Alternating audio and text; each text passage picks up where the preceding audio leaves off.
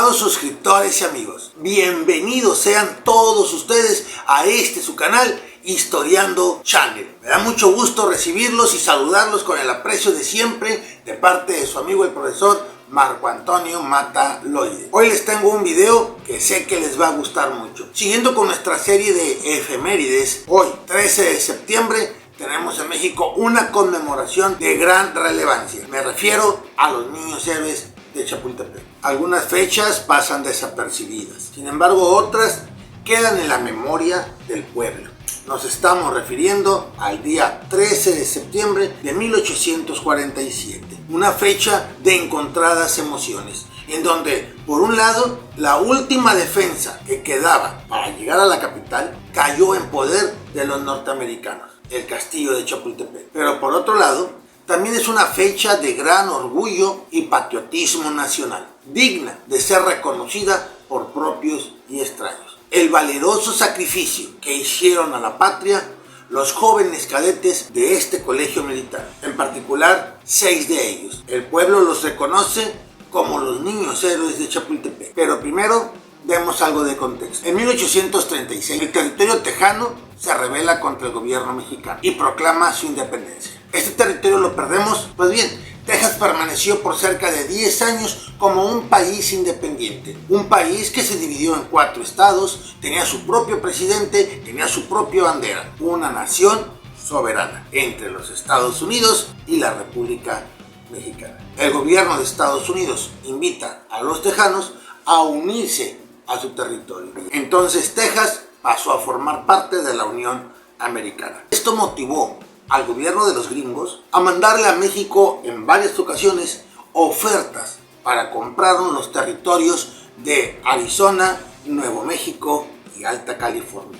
Ofertas a las que el gobierno mexicano declinó totalmente. Pero bueno, ustedes saben, amigos, que si no es por las buenas, va a ser por las malas. Entonces, al no conseguir esos territorios, se vienen los norteamericanos a disputar un pequeño terreno que quedaba entre los ríos Bravo y el río Nueces.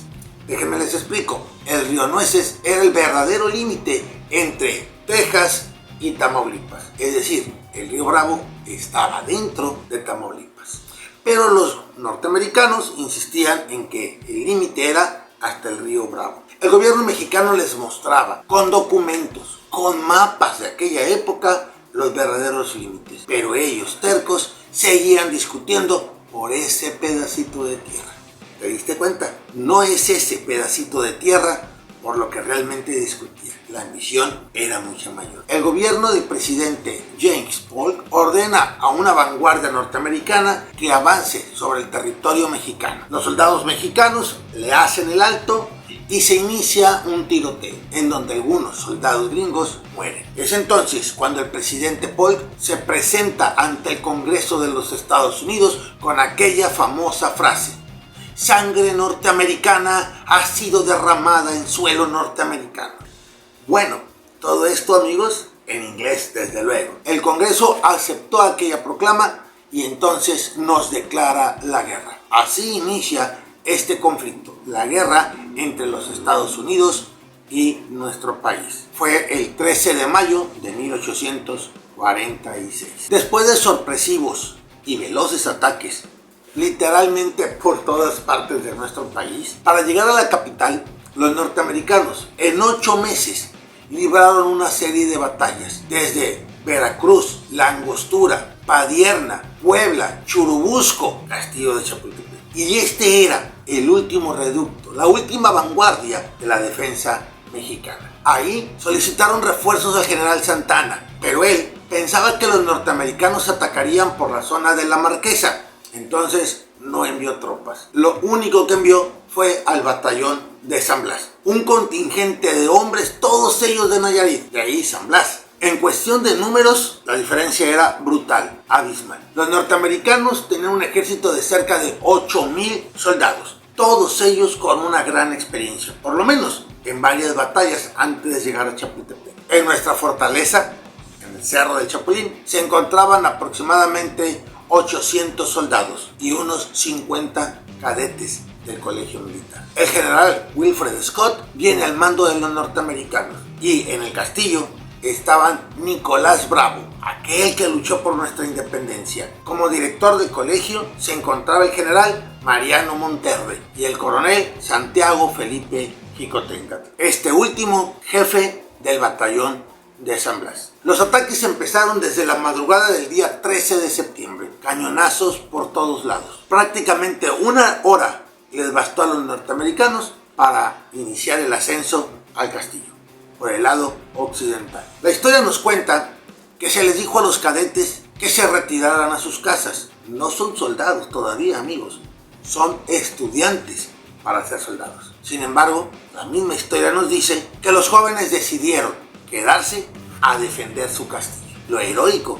es que ellos sabían, amigos, que quedarse en el castillo no había salvación. Era o morir o morir. Los soldados mexicanos, los cadetes militares, organizan la defensa del castillo. Algunos se colocan en las faldas del cerro, otros en diversos cuartos, otros en el alcázar. Todos ellos preparados para atacar. Pero amigos, la diferencia fue realmente enorme. Primero a disparos, después cuerpo a cuerpo. Quiero que te imagines por un momento la lucha entre un joven cadete, 14, 15 años, contra un soldado de carrera, un militar norteamericano. ¿Te imaginas la diferencia? Unos bien comidos, bien alimentados, bien preparados, bien entrenados, bien equipados, y los nuestros, que eran cadetes, apenas son estudiantes. Por eso es que poco a poco nuestros soldados empiezan a caer. Y los cadetes caen también de una manera honorable, pero finalmente cayeron. Vamos a recordar los nombres de aquellos 6 jóvenes y les voy a platicar cómo murieron y qué edad tenían. El cadete Fernando Montes de Oca.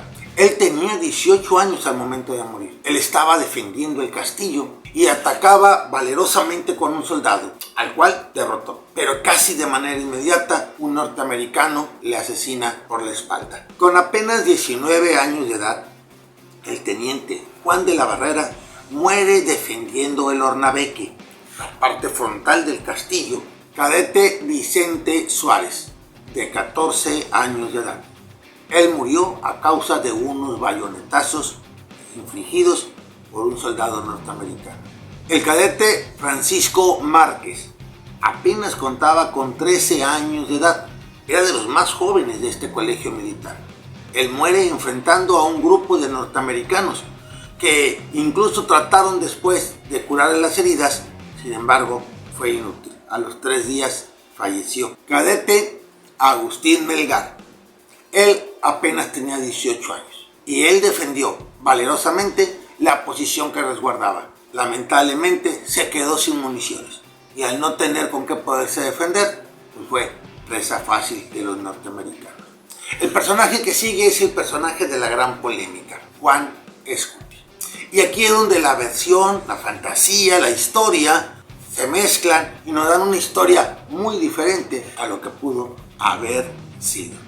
La versión oficial nos dice que el joven cadete defendía uno de los torreones y que al verse amenazado por los norteamericanos, agarró la bandera, se envolvió en ella y se lanzó al vacío en el Ávaro Patrio para que éste no cayera en manos de los enemigos. Suena muy padre, suena muy heroico, pero no fue así realmente, amigos. Él no se pudo haber aventado del torreón, porque si se hubiera aventado, no hubiera alcanzado a caer hasta el cerro, hubiera caído en el patio del colegio. Realmente, él murió a balazos también en el castillo de Chapultepec en defensa de la patria. De hecho, amigos, se dice que Juan Escutia ni siquiera era cadete del colegio militar, más bien, él formaba parte del batallón activo de San Blas. Pero bueno, es recogido en la historia como parte de estos 6 jóvenes. ¿Por qué niños héroes?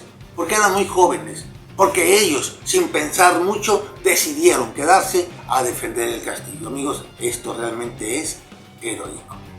Se han platicado muchas versiones, se han trastocado las verdades en torno a este gran episodio.